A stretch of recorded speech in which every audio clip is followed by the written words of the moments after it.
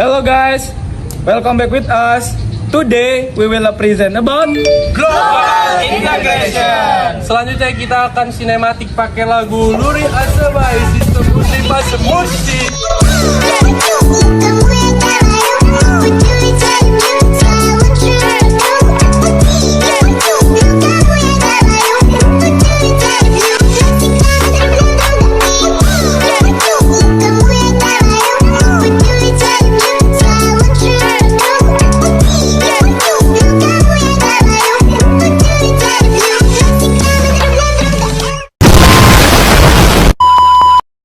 Sebelum kita berbicara tentang integrasi global dalam perusahaan multinasional, kita perlu mengetahui terlebih dahulu apa yang dimaksud dengan integrasi global.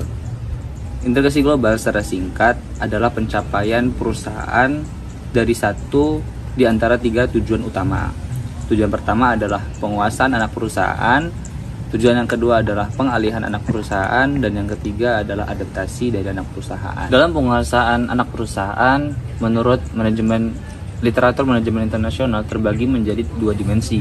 Dimensi pertama adalah dimensi formal, dan yang kedua adalah dimensi informal.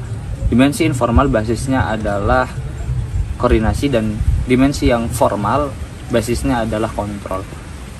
Dimensi basis kontrol adalah perusahaan pusat memiliki pengaruh terhadap keputusan yang dilakukan oleh anak perusahaan. Sedangkan untuk basis yang koordinasi, anak perusahaan sebatas menjadi sarana untuk mencapai tujuan bersama dari perusahaan pusat. Nah, kemudian ada penggerak struktural. Penggerak struktural ini dapat bertindak sebagai fasilitator atau penghambat integrasi global.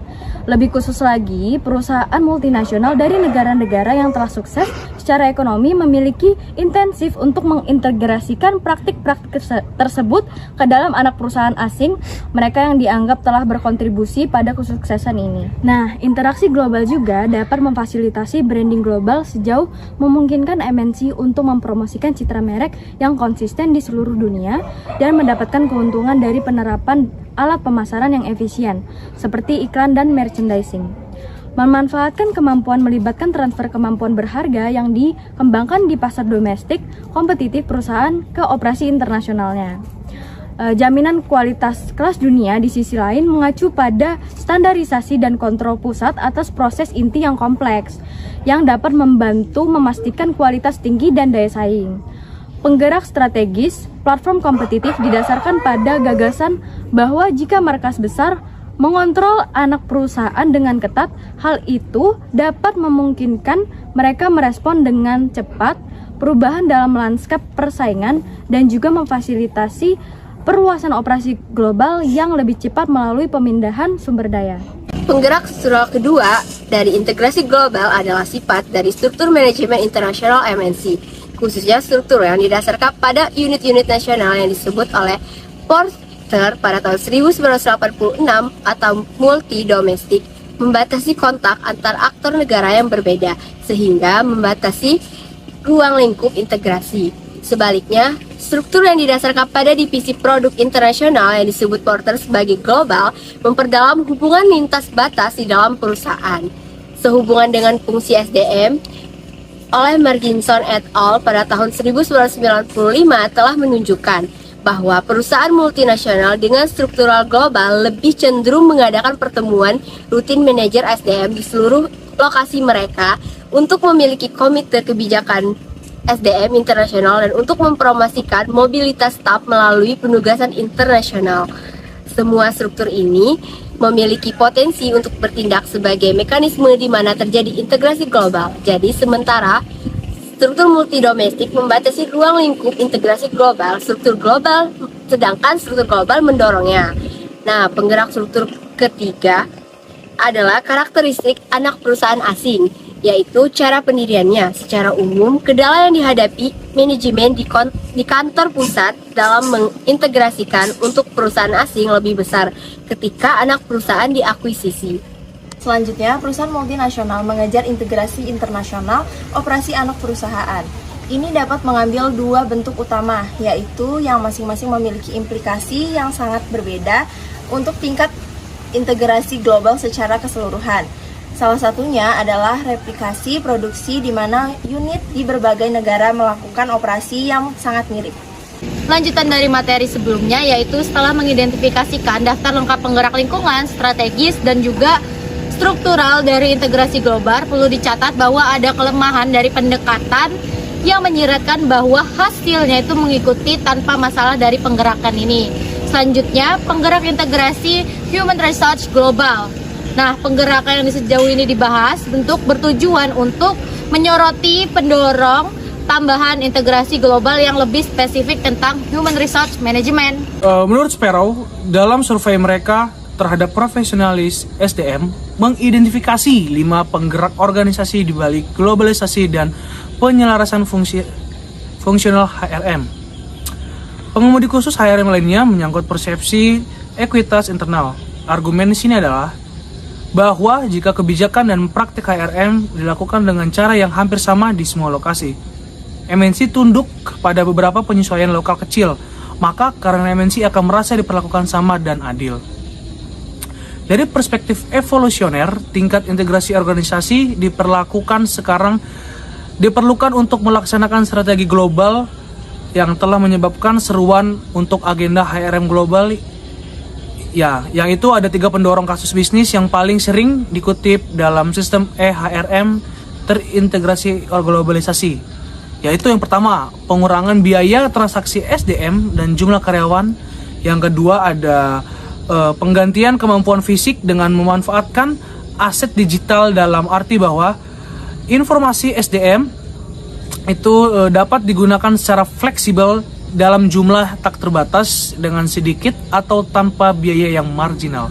Dan yang terakhir, yang ketiga, itu transformasi atau model bisnis sumber daya manusia dengan mengaktifkan fungsi sumber daya manusia untuk memberikan nilai strategis bagi bisnis yang sebelumnya tidak dapat dilakukan, sehingga memfasilitasi perpindahan dan tugas transaksional ke peran yang lebih strategis dan digerakkan oleh bisnis.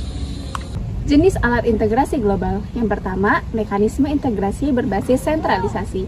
Sentralisasi dan pengawasan langsung mengacu pada otoritas pengambilan keputusan yang berada di kantor pusat MNC dan dianggap sangat efektif dalam menghasilkan skala global, ruang lingkup, dan efisiensi pembelajaran.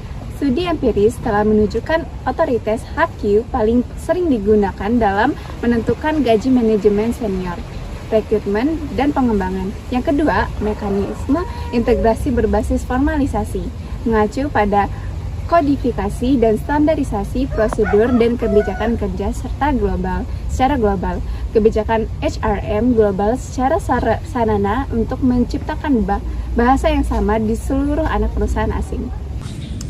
Intinya, integrasi berbasis informasi dimaksud untuk menjadi sarana untuk berkomunikasi dan mengatur informasi yang penting untuk pengambilan keputusan strategis, dan dengan demikian mempengaruhi pilihan yang dibuat oleh manajer anak perusahaan. Kemudian ada strategi integrasi HRM, di mana strategi integrasi HRM ini merupakan mekanisme integrasi digunakan secara kolektif, yang merupakan konsensus umum bahwa perusahaan multinasional menggunakan banyak mekanisme dalam kombinasi pada tingkat intensitasnya yang sangat berbeda, atau biasa disebut sebagai pendekatan sistem kombinasi, dan pada berbagai kekuatan. Kemudian hal ini menunjukkan bahwa mekanisme integrasi HRM ini juga digunakan sebagai pelengkap, bukan sebagai pengganti. Selain itu, ada variasi intra-MNC di dalam penggunaan dan penekanan pada mekanisme tertentu, menunjukkan bahwa keunikan hubungan HQ anak perusahaan membutuhkan HRM untuk diintegrasikan dalam berbagai cara yang berbeda. Baik teman-teman, yang terakhir yaitu ada kesimpulan. Jadi kesimpulan pada bab 5 ini yaitu dalam era globalisasi saat ini, integrasi global menjadi kunci yang penting bagi perusahaan untuk mencapai keberhasilan bisnis secara global. Integrasi global melibatkan berbagai aspek, termasuk integrasi pada HRM global yang memungkinkan perusahaan untuk mengintegrasikan fungsi sumber daya manusia di seluruh dunia untuk mencapai tujuan bisnis global yang bersama-sama. dalam mencapai integrasi HRM global, perusahaan harus memperhatikan perbedaan budaya, keterampilan karyawan, sistem manajemen kinerja global, integrasi sistem HRM, kebijakan karyawan yang konsisten, dan komunikasi yang efektif. Dan sangat penting bagi perusahaan untuk membangun sistem HRM yang konsisten dan membangun keterampilan karyawan untuk bekerja dengan orang-orang dari berbagai budaya. Selain itu, perusahaan harus memiliki kebijakan karyawan yang konsisten di seluruh dunia dan mengembangkan komunikasi yang efektif untuk memastikan bahwa informasi HRM ini tersampaikan dengan jelas dan akurat di seluruh organisasi. Dengan melakukan integrasi HRM global dengan baik, perusahaan dapat mencapai manfaat yang signifikan, termasuk meningkatkan efisiensi dan efektivitas operasional, meningkatkan kualitas layanan dan produk, meningkatkan kepuasan karyawan, dan meningkatkan daya saing global. Oleh karena itu, integrasi global termasuk integrasi HRM global menjadi kunci yang sangat penting bagi perusahaan untuk mencapai keberhasilan bisnis secara global.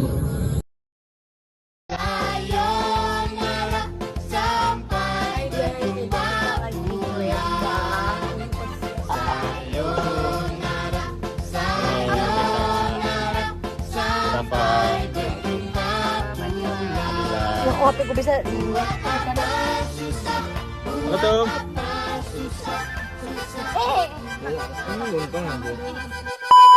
Mereka sebagai pembeli, lu tuh tangan lu jangan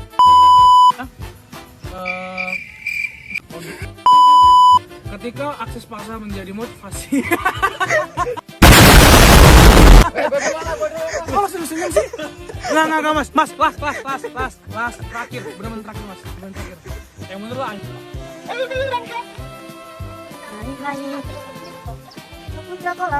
Global Integration.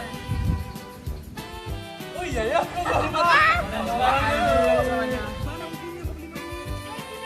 Mas. Titanic.